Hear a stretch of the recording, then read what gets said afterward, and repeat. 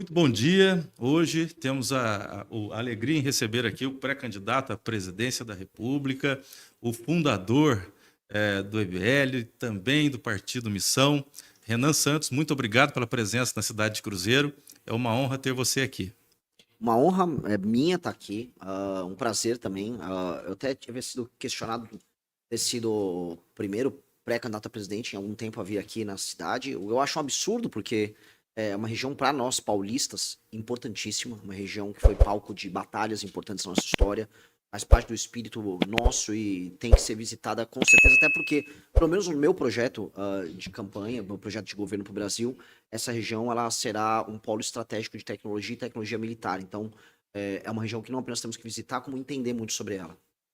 O último candidato à presidência da República que nós tivemos aqui foi no final dos anos 80. Fernando Collor ficou marcado como uma chuva de granizo na cidade, que destruiu a cidade inteira.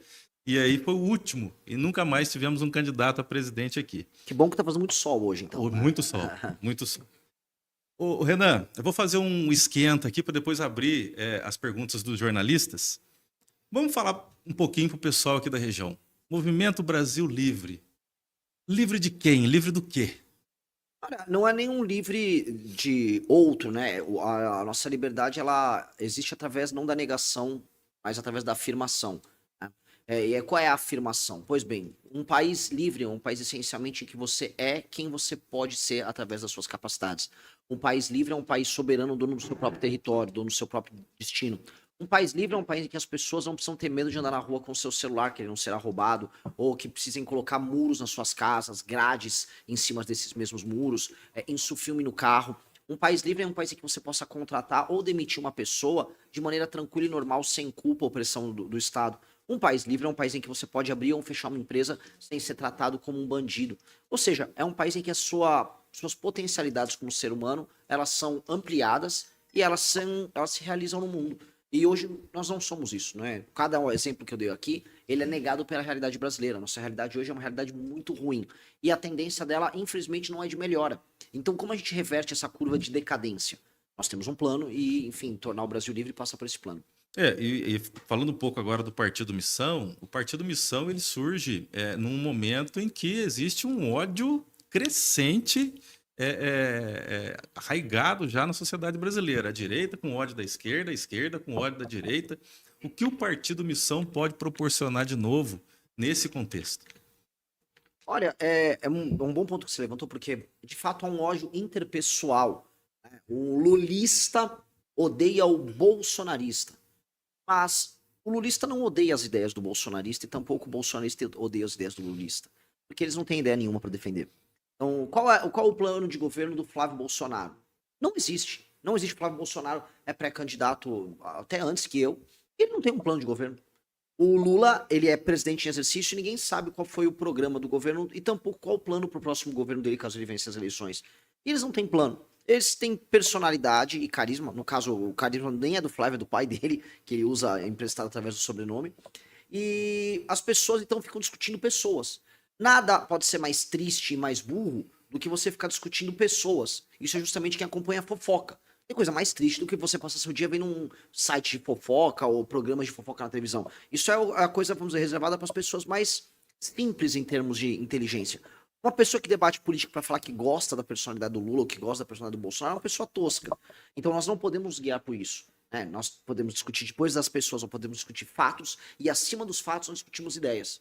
Então o nosso grupo político está discutindo ideias para o Brasil, planos para o Brasil. Depois a gente baseia esses planos em fatos para poder falar a verdade. E depois nós discutimos as pessoas. Eu acho que isso, vamos dizer, quebra esse jogo estúpido. Porque eu posso chegar para um seguidor do Flávio Bolsonaro, do Jair Bolsonaro, que seja, e falar ideias que eles vão concordar conosco.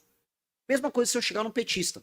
Menos petista, mas haverá alguma coisa que ele vai concordar conosco. Eu posso, enfim, convencer ele através das ideias.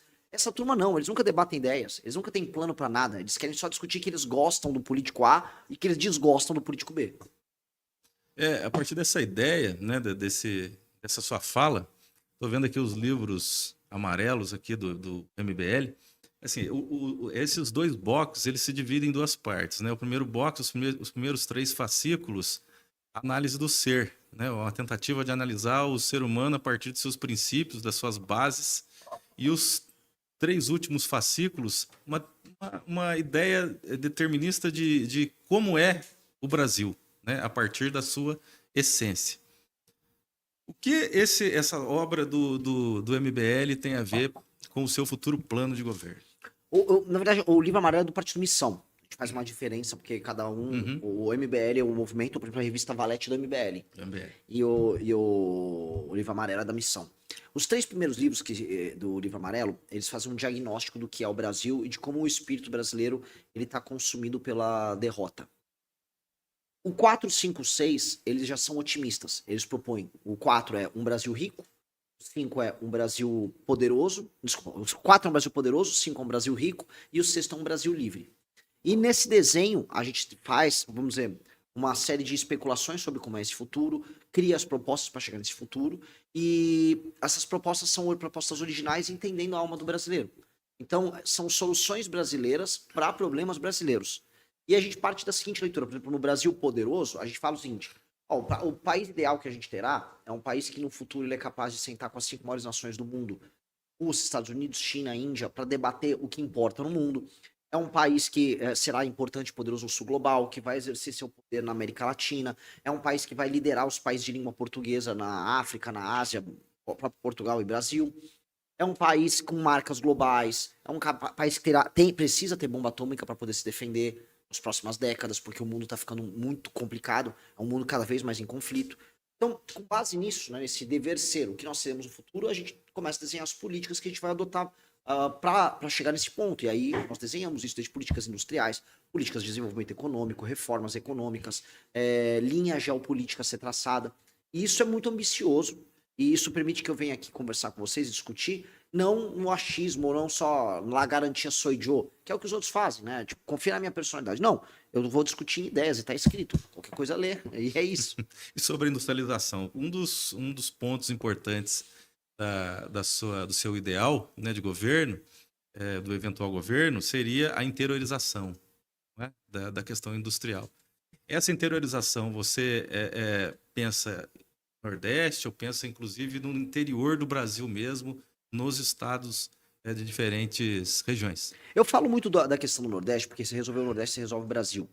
Você resolve o Nordeste, gerar classe média lá, você muda o padrão do sistema político que é eleito por lá, e isso vai fazer com que haja menos dependência de dinheiro vindo daqui, por exemplo, para sustentar a população de lá. Em bom português, a população do Nordeste, em grande medida, é sustentada pela população do Sul, Sudeste e hoje Centro-Oeste também. E a gente precisa desenvolver eles lá. Se eles se desenvolvem lá, diminui imigração, pressão para serviços públicos em cidades do Centro-Sul que acabam recebendo migrantes de lá. Você diminui as desigualdades regionais, você muda a qualidade da representação política. Então, isso é importante acontecer, mas sem prejuízo para cá. O que tem que nós temos que fazer para cá, antes de tudo, quando nós chamamos para cá, eu tô falando no interior de São Paulo, é uma agenda fortíssima de competitividade, dado que você já tem acúmulo de capital, você já tem uma infraestrutura melhor, e, portanto, se você permitir que o empreendedor paulista consiga voltar e criar e produzir, ter, vamos dizer, aquela fibra, aquela energia empreendedora, que acaba se perdendo quando a gente tem um país tão difícil para trabalhar e produzir, ele vai tocar isso sozinho. Quase não há necessidade de grandes políticas de desenvolvimento para aqui, para o nosso estado. O que eu quero dizer é, com leis trabalhistas mais claras, com a taxa de juros mais baixa, portanto com dinheiro mais barato, com impostos mais simples, mais claros, um sistema tributário racionalizado, com energia mais barata e com infraestrutura, eu não preciso do Estado dirigindo nada, as pessoas já sabem o que fazer. Onde a gente quer atuar, que aí são áreas interessantes do ponto de vista, inclusive geopolítico pra gente, por exemplo, aqui nós trabalharmos com tecnologia da informação, aqui isso é uma espécie de Vale do Silício. E por que Vale do Silício aqui? Porque por conta do ITA, por conta da própria Embraer, você teve aqui na região um acúmulo de capital humano de altíssima qualidade. Alguns dos melhores alunos de exatas do Brasil vêm para cá.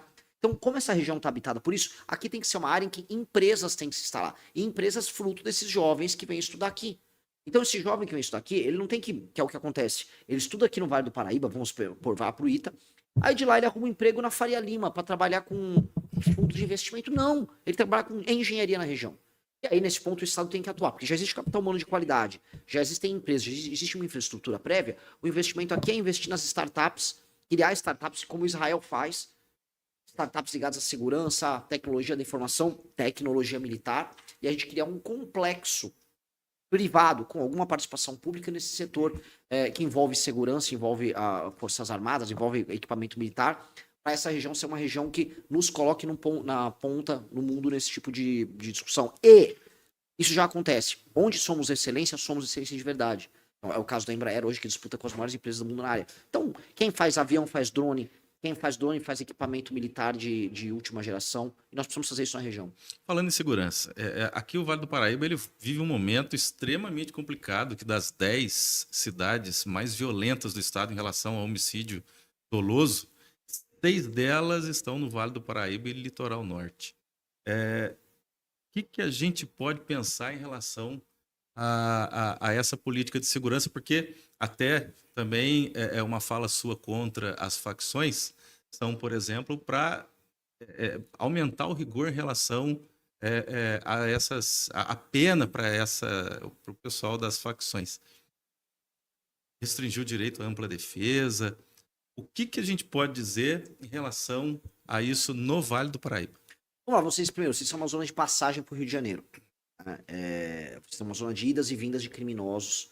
A região do litoral norte, assim como parte do litoral como um todo do estado de São Paulo, é tomada e ocupada pelo PCC, e é uma região estratégica pelo PCC, porque eles fazem escoamento de drogas via Porto de Santos para a Europa e Estados Unidos. Esse é o grosso do volume bilionário de negócios que eles têm, e o litoral como um todo é usado como base para ele. Isso. A gente já chegou até incursões do Comando Vermelho pelo litoral de São Paulo também, para a gente entender o tamanho da gravidade.